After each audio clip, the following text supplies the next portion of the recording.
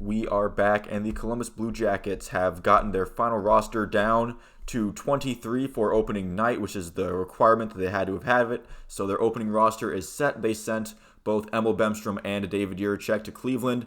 Jiricek was waiver exempt, so Emil Bemstrom had to clear waivers, and he ended up doing so. He went unclaimed, so both of them are in Cleveland. And Jonas Korpisalo and Yuna Luoto were both put on the injured reserve. So Yuna Luoto would probably have been sent down to Cleveland, but Jonas Korpisalo will be on the shelf to start the season. So let's get right into it. The people who did make the final 23-man roster, starting with the forwards. Pretty much everyone that I expected to make it ended up making it, with the exception of Kirill Marchenko. It's not that he had a bad preseason in camp, he just didn't stand out as much as other candidates who were on the bubble.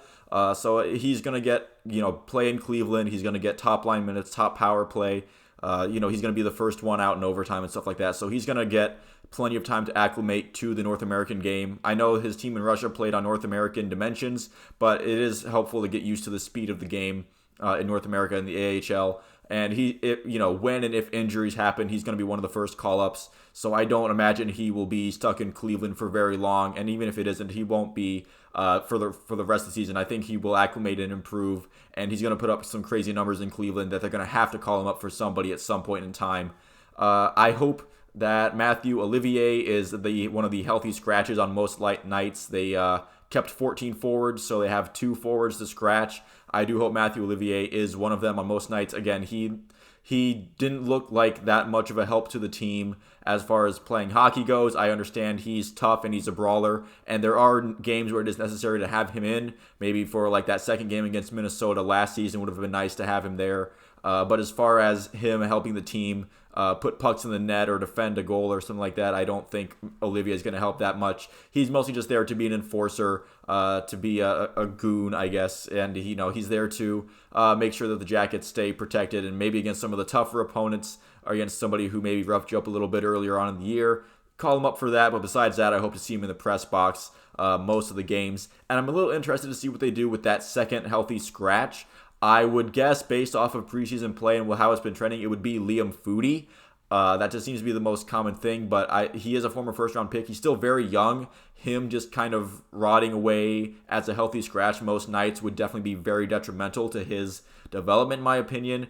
And then the next most likely candidate might be Eric Robinson, but he plays a vital role on the fourth line, being that speedster guy who gets, he doesn't convert on all of his chances, obviously, but he creates enough to where he does convert. The percentage he does convert on them, you look throughout the season like, oh, he had a nice handful of breakaway goals or shorthanded goals, something like that. And he also plays a vital role on the penalty kill as well. So he's a very good fourth line penalty kill guy to have. And do you play Liam Foudy fourth line minutes to scratch Eric Robinson and get nothing done? I'm not sure. That'll be interesting to see what they do. I guess if I had to choose one, I guess I would just scratch Foudy. I get that you don't want to expose him to waivers, but I still think the move could have been to send Foudy to Cleveland.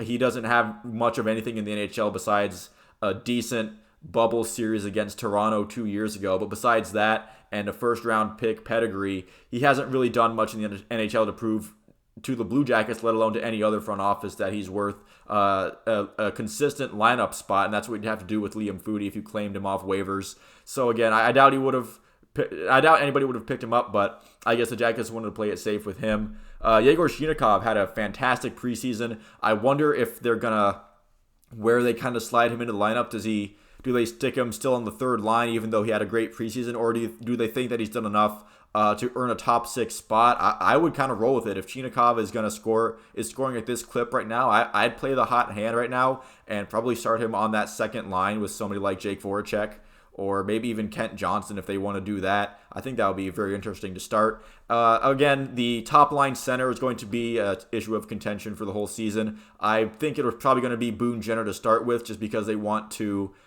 give him that chance because he's been hurt for a lot of camp, but also because he played very well as a top-line center last season. So they might just kind of go back to that well until it runs dry. I feel like the real puzzle for Brad Larsen this early season will be the middle 6 wingers, because you have guys like Nyquist and Voracek, and then you have the youngsters like Shinikov, Kent Johnson if they want to play him at the wing. You're going to have kind of an amalgamation of who goes where. Jack Roslovic, he's a center, obviously, but still, whatever you want to do with him, he can play wing if you feel like Kent Johnson can play the center with Roslovic at the wing. That could be an option too. I think that'll be really interesting to see what Lars does in the middle six, because I think the top line and the fourth line are pretty much set in stone, but I think that second and third line can go through a real state of change within these first couple weeks of the season.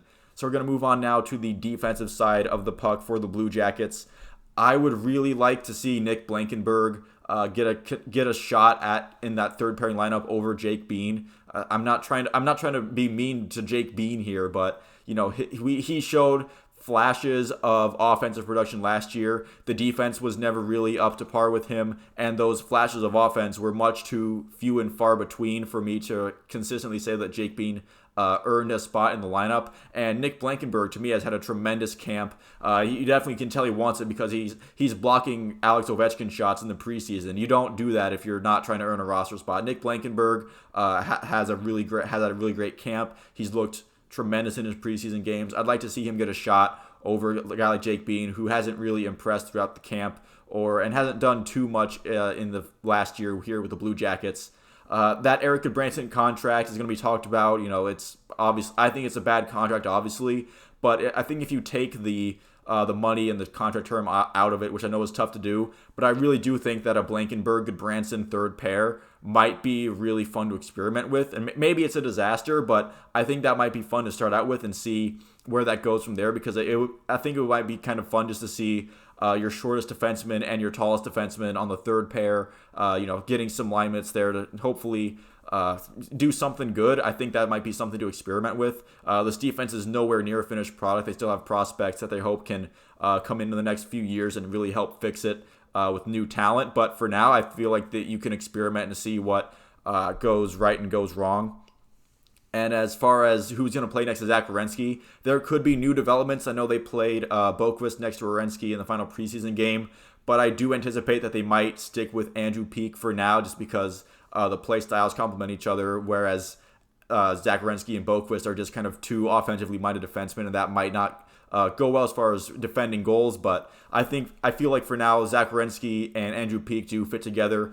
And if I'm saying that Goodbranson and Blankenburg could be a third pair, then I'm obviously saying that Gavrikov and Adam Boqvist would make up the second pair. I feel like that would be a nice place to start, and there's definitely room where you could shuffle things around based on how guys play.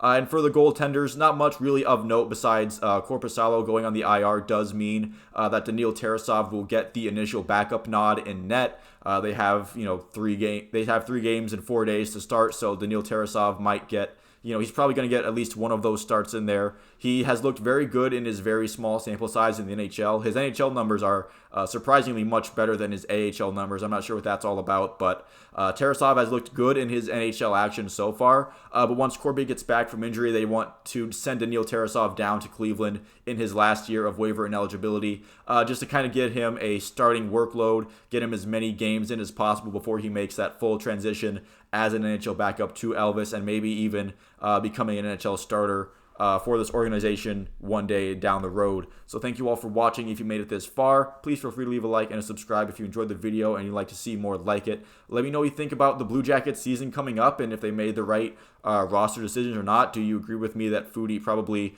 should have taken the chance on Foudy to send him through waivers down to the AHL, or do you think they made the right call by keeping Foudy in the main roster? Thank you all again for watching, and I will see you at the next one.